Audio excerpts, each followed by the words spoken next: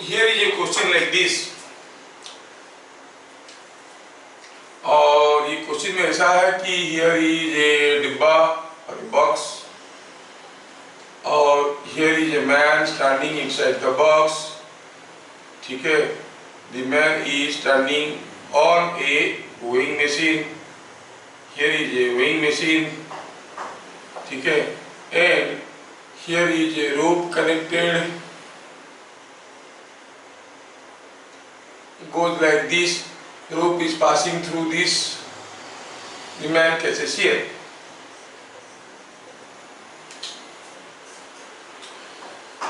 Given mass of box, जैसे ये सदन का डाउट है, mass of the box is 30 kg, mass of the man is 60 kg, पूछा find with what force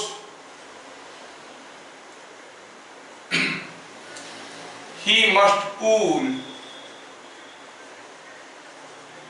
the rope to get correct reading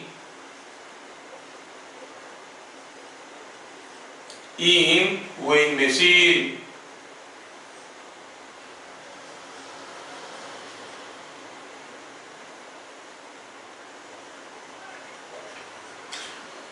हमें पहले इसमें ये सोचना है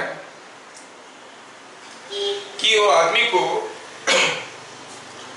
खींचना है और खींच के करेक्ट रीडिंग लेना है।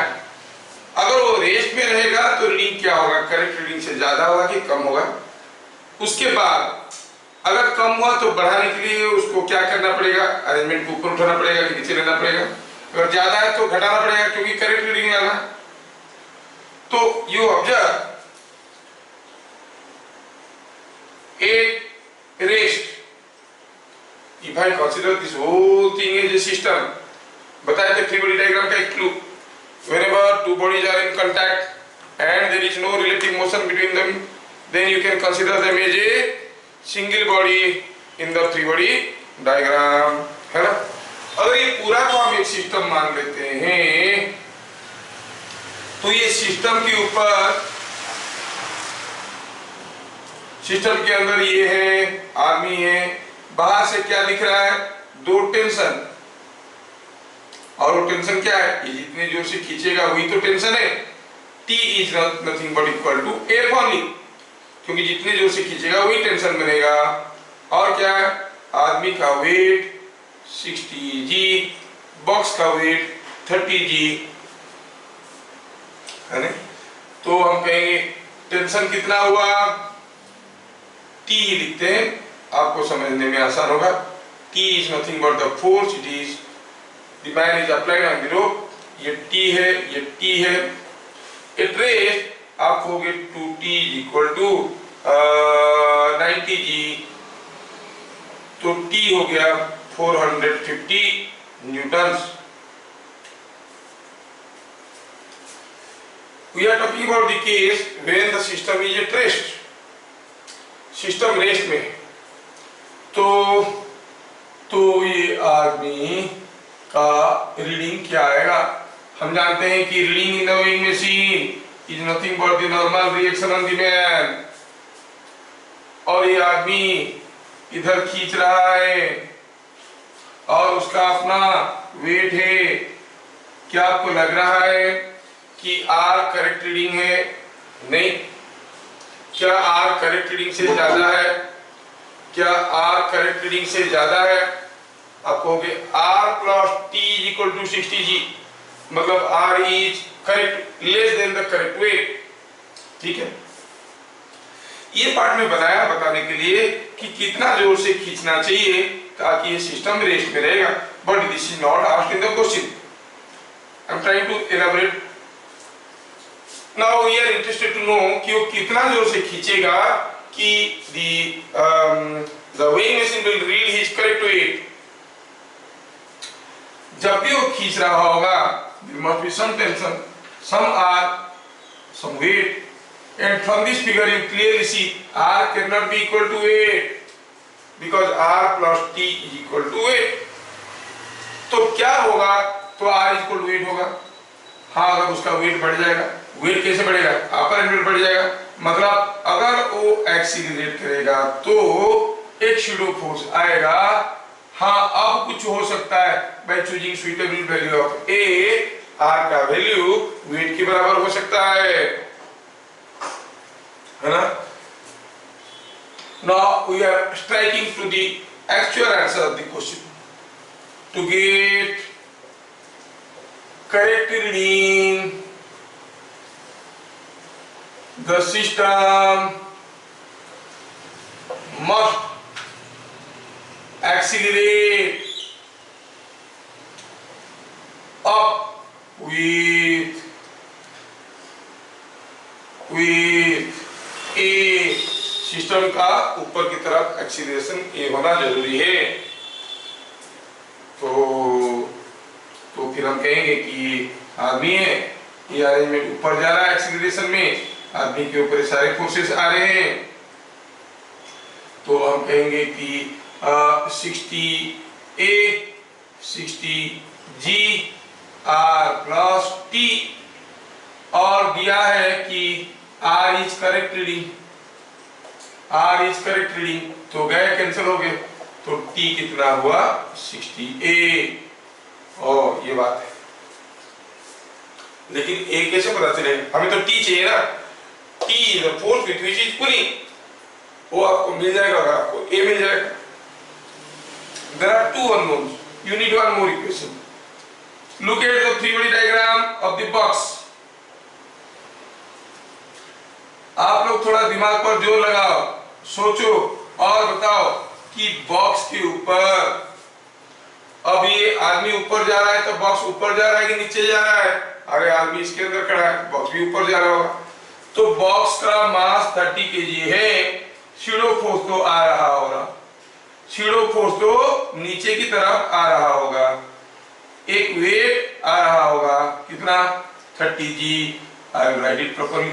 सो यू विल से इसके ऊपर एक वेट आ रहा होगा 30 जी, और शैडो फोर्स आ रहा होगा 30 ए, और ये वाला थ्रेड बॉक्स के साथ कनेक्शन में नहीं है, बट ये है, ये खींच रहा होगा टी में।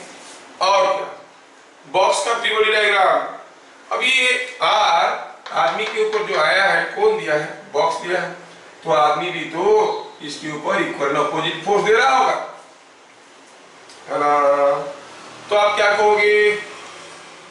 here T is equal to R plus 30G plus 30A। R कितना है? वो तो 60G है, दिया है, एक्चुअल रीडिंग दे रहा है।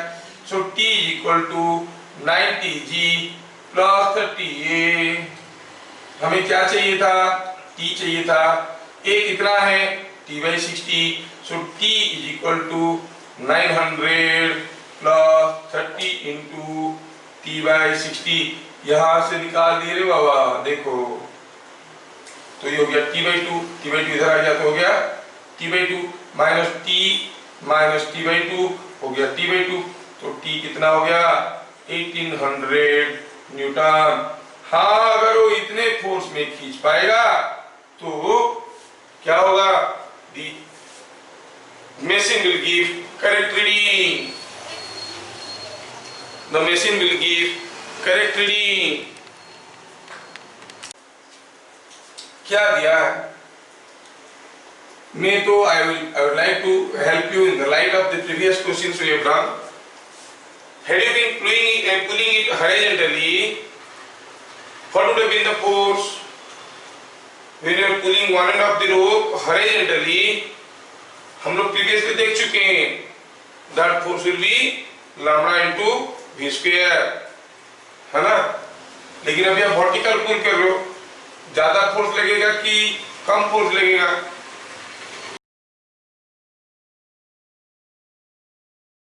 तो कितना ज्यादा फोर्स लगेगा?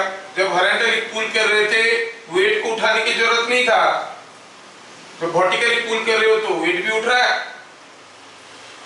तो आप कहोगे after T seconds, T second के बाद ये कुछ उठ चुका है, कितना, क्योंकि कांस्टेंट स्पीड में खींच रहे थे तो v0 t उठ गया होगा। अच्छा, तो फिर क्या फोर्स चाहिए इसको मूव करवाने के लिए? अब ये पार्ट का मोमेंटम भी बदल रहा है, इन एडिशन टू दैट उसमें एक वेट आ रहा है। तो आप कहोगे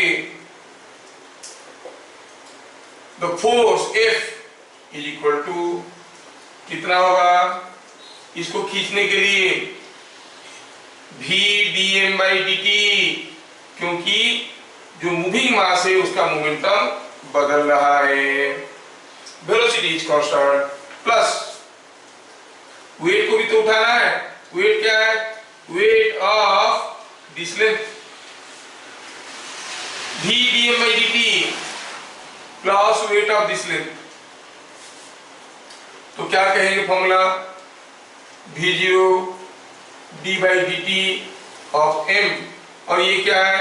ये जो मूविंग मास है वो किस रेट में बदल रहा है? क्या आपको फॉर्मूला याद है? v dm by dt में m क्या था? Mass of the moving part, mass of the moving body. तो t सेकेंड के बाद, आफ्टर t सेकेंड्स, m कितना है भाई? m is mass of this part lambda kg पर metre plus into length of the rope which is being lifted up, और W क्या है? m into g। तो F क्या हो गया? v dm by dt if m is lambda v0 t, तो इसका derivative with respect to time क्या हो जाएगा?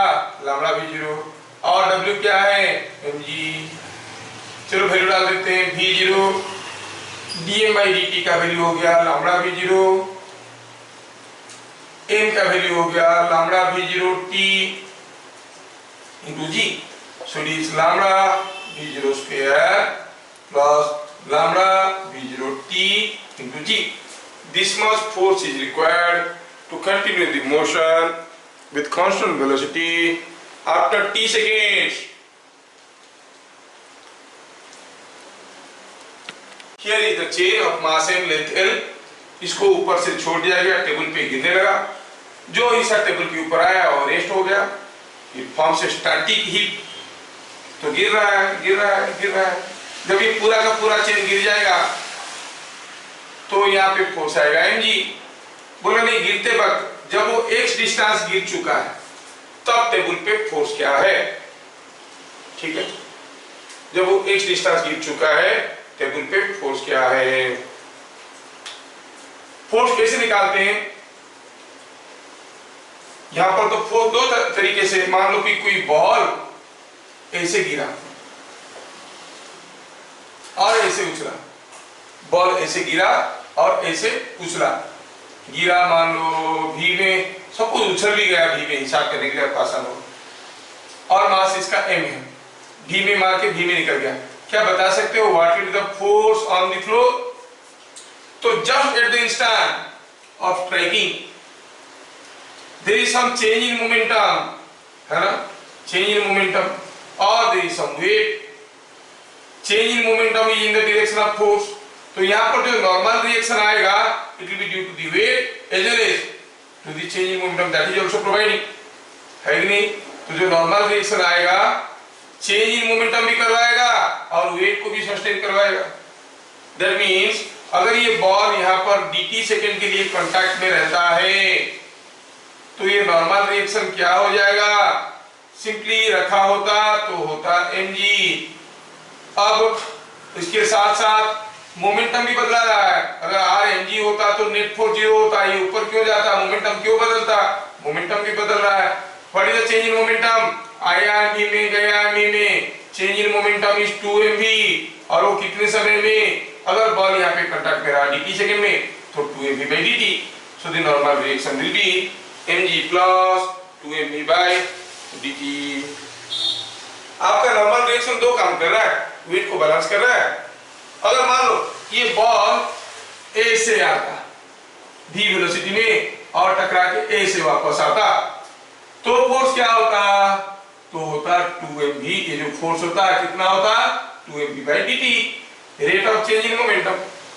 अगर ये dt से गेट के लिए कांटेक्ट करा, लेकिन जब ऐसे मार रहा है, ये फोर्स के साथ साथ एक वेट भी इसको ठोक रहा है, वेट भी आ रहा है mg plus 2mv/dt। समझ में आया? When this ball is striking like this, you say the force exerted on the wall is 2mv/dt, where dt is the time of contact, कितने समय के लिए कांटेक्ट में रह रहा है। Force into time will be change in momentum। अगर ऐसे मारेगा तो चेंज इन मोमेंटम तो हो रहा है, साथ साथ उसका अपना वेट भी तो है, तो रिएक्शन फोर्स कितना होगा? mg plus 2mv/dt। ठीक है, एग्जैक्टली वही सब हम करने वाले हैं। अभी हम देखेंगे किसी भी समय में इसके ऊपर जो फोर्स आएगा वो क्या होगा? It is weight of the hip plus जो स्ट्राइक करके रुक रहा है उसका rate of change in momentum, है ना? तो सॉल्यूशन में ऐसे लिखेंगे, force on table is vector sum of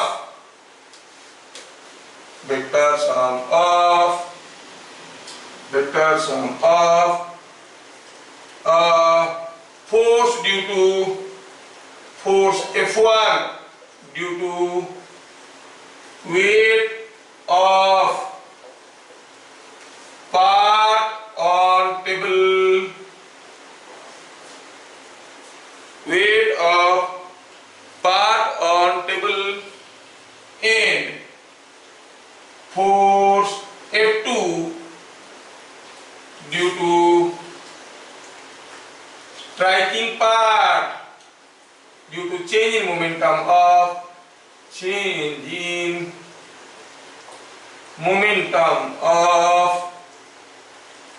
striking part on table।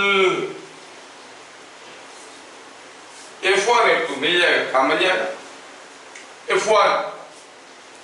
F1 क्या है? When it has come down by x, F1 क्या होगा? यहाँ पर कितना लेंथ का अभी चेन है? x लेंथ का। आप कहोगे जो वेट होगा यहाँ पर जो चेन का, क्योंकि x गिर चुका है तो इधर भी x लेंथ मिलेगा ना, पूरा लेंथ पकड़ा हुआ था ऐसे, तो आप कहोगे मास per unit length into x हो गया mass of the chain on the table into g, ये हो गया F1। So simple. अच्छा, F2 भी तो निकाला है। Now when it is moved down by x, what is its velocity? अब तो ये थ्री फॉल कर रहा है ना, v is √2gx। v क्या है? Velocity of chain. जब वो x डिस्टेंस गिर चुका है, वेलोसिटी है इन dt seconds, length of chain coming on to table, length of chain coming on to table dt second में, क्योंकि हम देखेंगे dt सेकंड में कितना फोर्स आ रहा है, क्योंकि वो स्ट्राइकिंग स्पीड तो अलग अलग होगा, v बदलते जा रहा है। एक पर्टिकुलर समय में जब वो x गिर चुका है तब फोर्स क्या है, तब वेट पता चल गया। अब rate of change in momentum निकालेंगे, मतलब we'll see the change in momentum in dt seconds। In dt second, length of chain coming onto the table is equal to vdt, है ना? तो चेंज इन मोमेंटम, इतना length का जो momentum जो टकराया और रुक गया, इतना लेंथ का चेन dt सेकंड में आया और आके रुक गया, उसका मोमेंटम कितना था? It is change in momentum of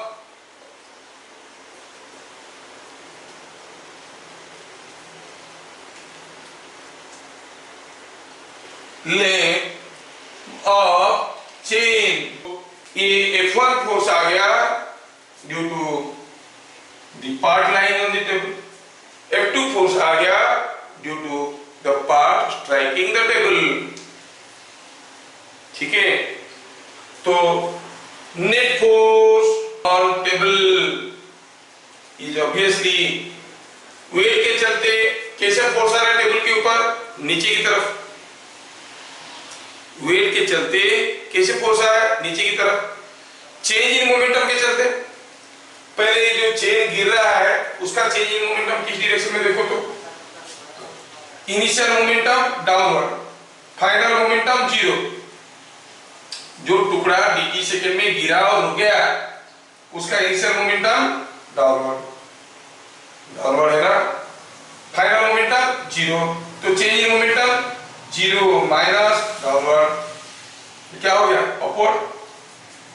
मतलब ये जो चेन है उसका चेंज इन मोमेंटम का डायरेक्शन क्या है, अपवर्ड। मतलब that means the force on the chain is upward, but we are finding the force on table। Table chain के ऊपर अपवर्ड फोर्स दे रहा है, तो चेन टेबल के ऊपर डाउनवर्ड फोर्स दे रहा है, so force on the table is also downward. दोनों फोर्स डाउनवर्ड है। We wanted to know the vector sum, दोनों डाउनवर्ड को जोड़ दो। v स्क्वायर कितना है, v स्क्वायर तो है 2gx, तो v स्क्वायर की जगह 2gx डालो, सब मिलाओ, क्या मिला 3mgx by l, 3mgx by l। v का वैल्यू निकाल चुके थे, v स्क्वायर का वैल्यू डाल दिए 2gx, 2mgx by l, mgx by l मिलके हो गया 3mgx by l। सपोज कोई चेन है मास m का, आप इसको पकड़ के रखे तो पूरा उठा के रखे हो, नीचे जस्ट टच कर रहा है। अगर ये एक वेइंग मशीन है, टेबल नहीं वेइंग मशीन है, रीडिंग आएगा जीरो क्योंकि आप उठा के रखे हो। अब आप छोड़ दी, गिरने लगा, क्या बता सकते हो what will be the maximum reading in the weighing machine, what will be the maximum reading in the weighing machine. देखो तो जब वो x गिर चुका है the reading was 3mgx by l, जब वो l गिर चुका होगा तो x की जगह l डाल देंगे, इट विल बी 3mg। तो कोई चेन को अगर किसी वेइंग मशीन के ऊपर रखेंगे और छोड़ देंगे, चेन का मास अगर m है, वेइंग मशीन में मैक्सिमम रीडिंग आएगा 3mg, ये याद रखना है। आया समझ में? ध्यान से देखोगे सेम क्वेश्चन को ऐसे करेंगे, जब वो x डिस्टेंस गिर चुका है, मास m था, लेंथ l था, x गिर चुका है, गिरा हुआ पार्ट हीट फॉर्मेशन कर चुका है, द फोर्स विल बी, इसका वेट जो पार्ट टेबल पे है और जो स्ट्राइक कर रहा है, अगर इसका मास पर यूनिट लेंथ m/l है और लैम्डा इज m/l, तो आप क्या कहोगे, it is lambda x g mass per unit length plus, अभी अगर इसका वेलोसिटी v है, लैम्डा v स्क्वायर, यही तो आंसर है। लैम्डा गया common, gx plus v square. जब वो x डिस्टेंस गिर चुका है तब v क्या हो जाएगा, v square will be 2gx, सो ये 3gx लैम्डा, वही तो हम लोग निकाले 3gx m/l। ऐसे में बता सकता था, लेकिन तुम लोग थोड़ा बढ़िया से कोऑपरेट नहीं कर रहे हो, तो मुझे डिटेल्स में जाना पड़ा इसके साथ। तो हुआ क्या, हुआ ये कि कोई एक ट्यूब है जिसका क्रॉस सेक्शनल एरिया a है और यहां से लिक्विड निकल रहा है v वेलोसिटी में, लिक्विड का डेंसिटी रो है। आप अक्सर ये नोटिस किए होंगे, अगर बाथरूम टैप से कोई पाइप लगा हुआ है, जैसे आप टैप खोल देते हो वो पाइप पीछे की तरफ ढकेला जाता है, जैसे पानी निकलना शुरू होता है वो पाइप का फेस ऑटोमेटिकली सांप जैसे मूव करने लगेगा, because it is getting a recoiling force. ठीक है, तो जब ये पानी बाहर जाएगा ये इसको पुश करेगा पीछे की तरफ। ठीक है, अभी हमें देखना है क्या है रिकॉइलिंग फोर्स ऑन दिस। क्या होगा रिकॉइलिंग फोर्स? जितना फोर्स ये लिक्विड के ऊपर देगा, लिक्विड उतना ही फोर्स उसके ऊपर देगा। तो चलो देखते हैं। इन टी सेकेंड्स यहां से जो लिक्विड निकल के आएगा वो कितना दूर जाएगा? Go a distance vt, length of jet is vt in t seconds, length of jet is vt। अच्छा,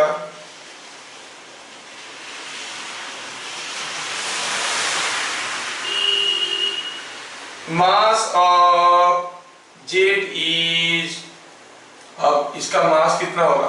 वॉल्यूम इनटू डेंसिटी। अगर एरिया ए है, वॉल्यूम हो गया AVT into rho, momentum of moving mass, जो मास मूव कर रहा है कितना है वो? ये निकल रहा है बाहर, मोमेंटम क्या होगा? Mass into velocity. मास तो ये, इसके साथ वेलोसिटी मल्टीप्लाई करो, rho A V square t. तो फोर्स क्या होगा? Force on jet, force on the jet क्या हो जाएगा? हम लोग कहेंगे force on the liquid jet is equal to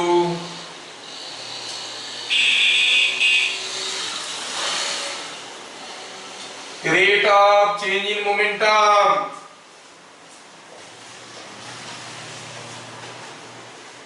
momentum तो ये था, इसका rate of change in momentum कैसे निकालेंगे? With respect to t differentiate कर दोगे, क्या होगा?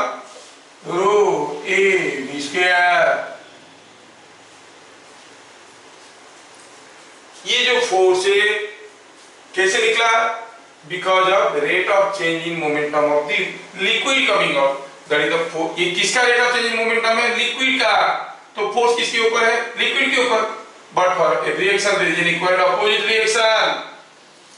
सो tube experiences an equal and opposite force, equal and opposite force, F is equal to rho a v square। So force on the tube, जैसे अगर कोई liquid v velocity में निकलेगा तो कितना फोर्स पे वो पाइप को पीछे पुश करने की कोशिश करेगा? rho a v square। ये फोर्स काफी तगड़ा होता है, काफी तगड़ा होता है। और मैं आपको आगे आगे हम लोग जैसे पढ़ेंगे आपको पता चलेगा। ये ए और बी भी इंटररिलेटेड होते हैं। अगर आप एरिया कम कर दोगे वेलोसिटी ज्यादा हो जाएगा। जैसे कोई पाइप से पानी निकल रहा है, उसका आधा फेस बंद कर दोगे, the liquid will be coming out with very high speed. ए कम कर दोगे वेलोसिटी ज्यादा हो जाएगा, ए आधा कर दोगे वेलोसिटी डबल हो जाएगा। वो जो फायर ब्रिगेड वाले होते हैं जो होस पाइप लेके पानी फेंकने की कोशिश करते हैं, they are using thin jets ताकि पानी बहुत दूर में फेंकेंगे। अगर आपका प्रैक्टिस नहीं होगा, बहुत ताकत लगता है, थिन नैरो एरिया से फेंकेंगे, velocity will be very large so that it can cover a large distance, but the recoiling force will be too high. खूब जोर से वो आपको वापस पुश करेगा। अगर आप ढंग से पकड़ के पाइप खड़े नहीं हो, जैसे वो स्विच ऑन करेगा अब पाइप के साथ फेंके जाओगे पीछे की तरफ। It applies a very strong recoiling force. That recoiling force is rho a v square। Again that depends upon the density of the liquid. If you are throwing water, force will be something. If you are throwing petrol, force will be something different because it depends upon the density.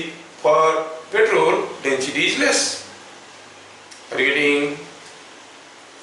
So we understand that the recoiling force on the tube will be rho a v square। इसको भी आप एक standard formula बना के मन में रखो। Before we go for this question, दिया है कि कोई एक लिक्विड है जिसका डेंसिटी रो है, इसके अंदर से घुस के निकल के आ गया बी वेलोसिटी में, area of cross section is A through out, area of cross section is a दिया है ऐसे फिगर में, ये दिया है ए। पूछा है कि बेंड पोर्शन पे क्या पूछा है, ट्राई टू विजुअलाइज।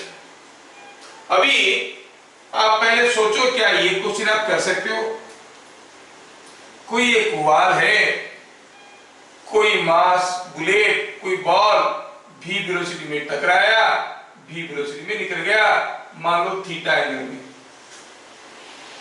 क्या बता सकते हो what is the change in momentum?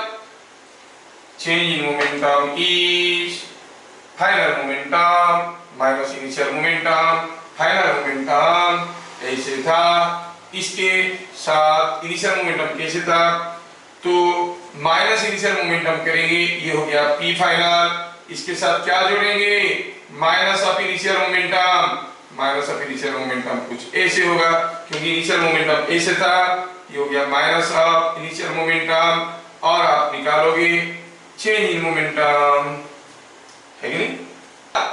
हमको पूछा जाएगा what is the force, force तो rate of change in momentum होता है ना, rate of change in momentum कितना समय के लिए बॉल कांटेक्ट में रहा, दिया नहीं है।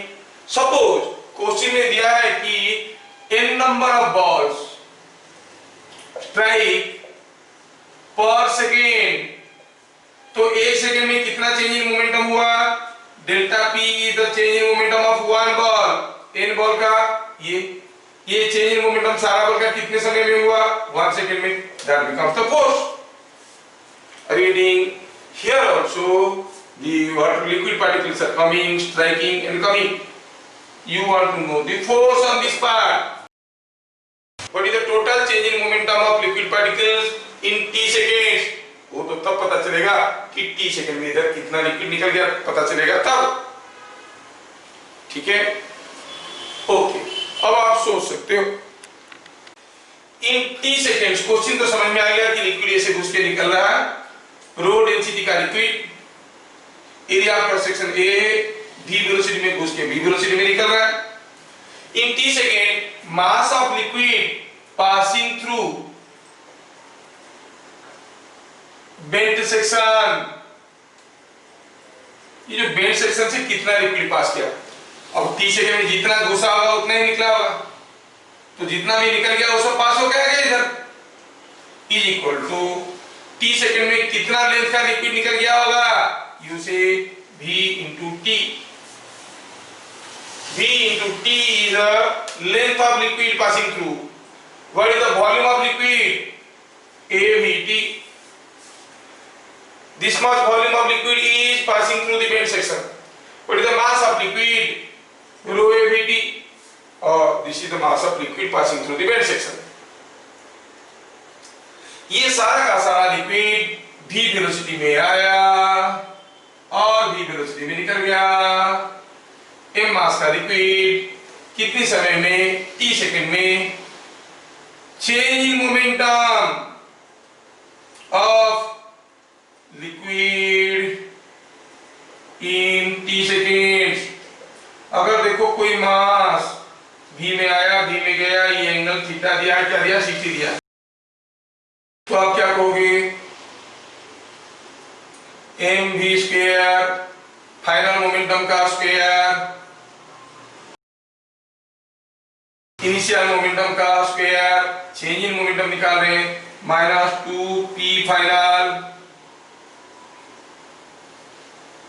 p initial into cos of angle between initial and final velocity, initial velocity was like this, or initial momentum was like this, final momentum was like this angle is 120 degree।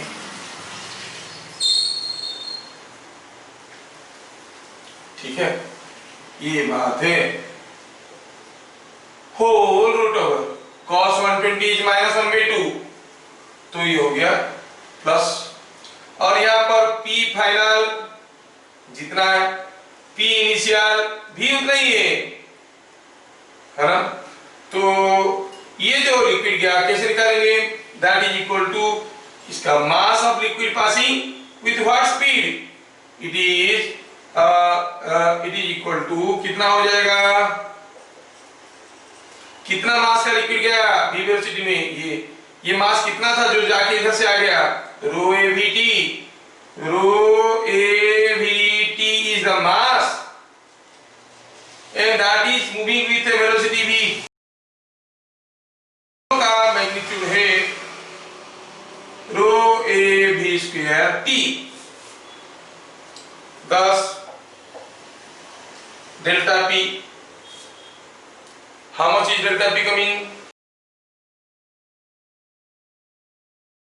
how much is delta p coming, delta p की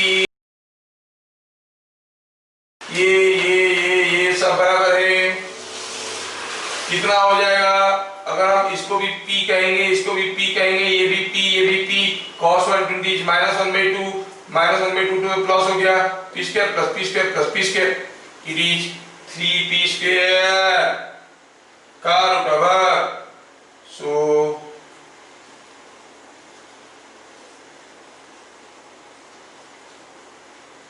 तो √3p, p कितना है, p is row a v square t. So this is the change in momentum in t seconds और in delta t seconds, जो भी कहो। So the force कितना आएगा किसके ऊपर, जिसका चेंज इन मोमेंटम हुआ, किसका चेंज इन मोमेंटम हुआ, लिक्विड का हुआ। So it is force on liquid, कितना हो गया, delta p by t, delta p by t कितना हो गया, ये √3 times rho A V square force on tube. अरे जो लिक्विड के ऊपर आया फोर्स कौन दिया, ये ट्यूब के साथ टकरा कैसे हुआ है, तो ट्यूब के ऊपर कितना फोर्स आएगा, that is equal to √3 times rho A V square. तो हम लोग अभी इतना सारा करके निकाले, क्या निकाले कि ये force on the bent portion is this. लेकिन अगर हम रो ए वी स्क्वायर को स्टैंडर्ड फॉर्मूला लेते तो सोचो क्या होता, ये एंगल 60 डिग्री दिया है, ये आके टकराया तो क्या फोर्स लगाएगा, रो ए वी स्क्वायर, है ना, किस डायरेक्शन में लगाएगा, इस डायरेक्शन में, और ये टकरा के वापस आ रहा है, मतलब ये फोर्स लगाएगा कैसे, इस डायरेक्शन में, रो ए वी स्क्वायर। ये इसको टकराया तो ये जो जेट आ रहा है वो ऐसे फोर्स लगाया, ये ट्यूब का जो सरफेस है, ट्यूब का सरफेस इसको वापस धकेल रहा है रो ए स्क्वायर में, तो ये भी उसके ऊपर फोर्स दे रहा होगा ऐसे, दोनों रो ए बी स्क्वायर है, ये एंगल 60 डिग्री है और ये भी जितना ये भी उतना, तो what is the net force on the bent person, उसके ऊपर नेट फोर्स क्या आएगा, रो ए बी स्क्वायर का result √3 times rho a b square. If it comes as a 3 mark वाला क्वेश्चन या 4 मार्क वाला question schedule to be solve within 2 minutes in JEE, तो ऐसे करोगे तो कहां कर पाओगे, ये तो फटाफट ऐसे अप्लाई करके आपको वैल्यू निकालना है। Considering rho a b square is a standard formula, आप इसको कर सकते हो। ऐसा कोई एक हॉरिजॉन्टल ट्यूब है, ये वर्टिकल नहीं है, सब हॉरिजॉन्टल है, और यहां से कोई लिक्विड डेंसिटी रो का v वेलोसिटी में घुसा, v वेलोसिटी में निकला, find net force on tube, तो आप क्या कहोगे, क्या जैसे हम लोग इतना लंबा चौड़ा कैलकुलेशन किए थे वैसे करेंगे, नहीं, क्या कहेंगे ऋषिता, ये जाके टकराएगा तो ये कुछ फोर्स देगा, और ये वाल इसको इधर ढकेल रहा है तो वाल के ऊपर ये ऐसा फोर्स देगा, दोनों फोर्स क्या हो जाएंगे, रो ए वी स्क्वायर, तो कितना हो जाएगा इन दोनों का resultant, so net force will be √2 times rho A V square. अब ये एंगल 90 हो, 60 हो, 30 हो, 45 हो, how does it matter to you, क्या है, यहाँ पर कोई गॉल है और वो फायर कर रहा है bullets, each of mass m with speed v, 8 bullets पर सेकेंड, तो ठीक है ऐसे निकालेंगे, delta P for one bullet, वो बुलेट तो रेस्ट में था, निकला एमवी में, चेंज इन मोमेंटम कितना हुआ एमवी। डेल्टा पी फॉर, क्योंकि बुलेट रेस्ट में था, एम मास का v वेलोसिटी में निकल गया तो चेंज इन मोमेंटम हुआ mv। Delta P for n bullet, तो n बुलेट का चेंज इन मोमेंटम कितना होगा nmv। लेकिन इतना चेंज इन मोमेंटम कितना टाइम में हुआ, पर second, he is firing n bullets पर second, so force on bullets